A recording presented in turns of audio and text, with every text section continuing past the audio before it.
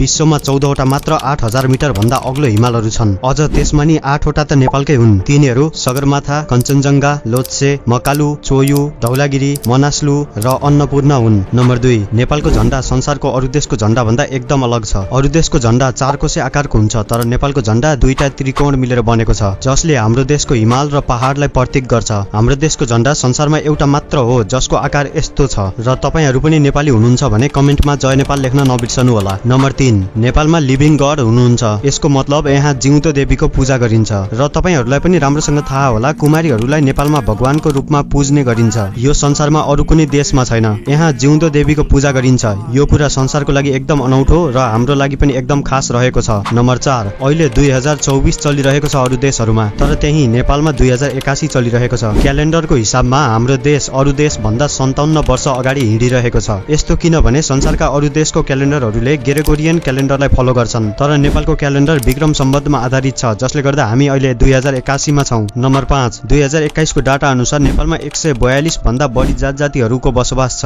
र 124 भन्दा बढी भाषाहरू बोलिन्छ। यस्तो धेरै जातजातिहरू मिलेर बसेको र यस्तो भाषिक विविधता संसारमा अरू कुनै देशमा पाइँदैन। नम्बर 6, नेपालको अनौठो र रमाइलो चाडपर्वहरू, जहाँ कुकुर र गाईहरूको पनि सम्मान र पूजा गरिन्छ। यहाँको मुख्य चाडहरूमा जस्तै लोसार, ईद, बुद्ध जयन्ती, घोडा जात्रा, इन्द्र जात्रा, छठ पूजा, तीज, होली, तिहार र यसैसँगै गाई पूजा, कुकुर पूजा र विजया दशमी हुन्। यसैसँगै यहाँ अन्य धेरै रमाइला चाडपर्वहरू पनि रहेका छन्। नम्बर 7, संसारबाट नै लोप हुन लागेका केही दुर्लभ जनावर र चराहरू पनि नेपालमा पाइन्छन्, जस्तै रेड पाण्डा, न्याउली चरी, एकसिङ्गे गैंडा र अन्य धेरै छन्। ती मध्ये तपाईलाई कुनको बारेमा थाहा छ कमेन्ट गर्नुहोला। नम्बर 8, संसारकै अग्लो ठाउँमा रहेको ताल जो तिलिचो ताल हो, नेपालकै ठुलो ताल रारा ताल, फेवा ताल, जुन पोखराको मुख्य पर्यटकीय स्थल पनि रहेको छ, र यस्तै अन्य धेरै तालहरू पनि रहेका छन् जो नेपालको लागि एकदम खास छन्। यी हुन् नेपालका केही अलग र युनिक कुराहरू जसले नेपाललाई सुन्दर र संसारभरिका पर्यटकहरूलाई आकर्षण गरिरहेका छन्। नेपालमा यस्तै अरू धेरै कुराहरू छन्, त्यसको लागि हामी अब आउने भिडियोमा चर्चा गर्नेछौँ। हाम्रो च्यानललाई सब्स्क्राइब गर्नु भएको छैन भने कृपया सब्स्क्राइब गर्नुहोला र यो भिडियो लाइक गर्नुहोला। अनि तपाईलाई लागेको केही कुराहरू छन् भने तल कमेन्ट गर्न नबिर्सनु होला। भिडियो अन्त्यसम्म हेर्नु भएकोमा धेरै धेरै धन्यवाद।